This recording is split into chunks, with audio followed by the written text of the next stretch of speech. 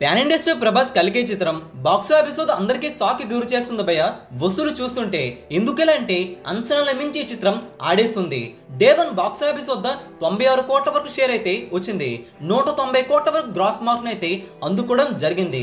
Day 2 ఏమో 53 కోట్ల వరకు షేర్, 108 కోట్ల వరకు గ్రాస్ అయితే అందుకోవడం జరిగింది. 2 రోజులు చాలా బాగున్నాయి వసూలు. 149 కోట్ల వరకు షేర్ అయితే రాగా ప్రపంచవ్యాప్తంగా 298 కోట్ల గ్రాస్ మార్క్ అయితే అందుకోవడం జరిగింది. ప్రభాస్ కి సాధ్యం అనేంత విధంగా వసూలైతే అన్ని చోట్ల కూడా వస్తున్నాయి. పాన్ ఇండియా స్టార్ అని అందుకే అంటారేమో. 3వ రోజుకి వచ్చేసరికి బాక్స్ ఆఫీస్ వద్ద జోరు ఏ విధంగా ఉందంటే డే 2 కంటే డే 3 డ్రాప్ అవుతుంది అనుకుంటే అలా జరగలేదు. బెటర్గా హోల్డ్ చేయడం విశేషం.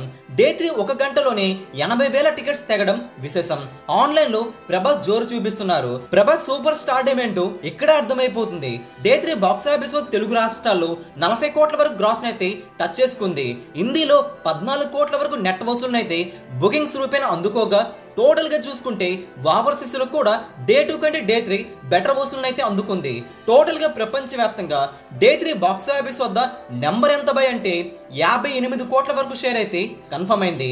115 కోట్ల వరకు గ్రాస్ వసూలును డే 3 అందుకోవడం అంటే ర్యాంపేజ్ అని చెప్పాలి.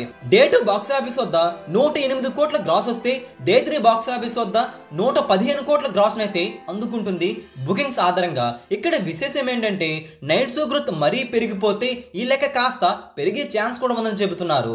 3 రోజుల్లోని 413 కోట్ల వరకు గ్రాస్ వసూలునైతే కొల్లగొట్టింది ప్రభాస్ కలిగే చిత్రం. ట్రేడ్ వర్గాలు అందుకే షాక్ కి గురవుతున్నారు. మరి బాక్స్ ఆఫీస్ వద్ద డే 4 సండే కావడంతో ఈ లెక్కలు మరింత ముందుకు వెళ్ళిపోయే అవకాశం కూడా ఉంది.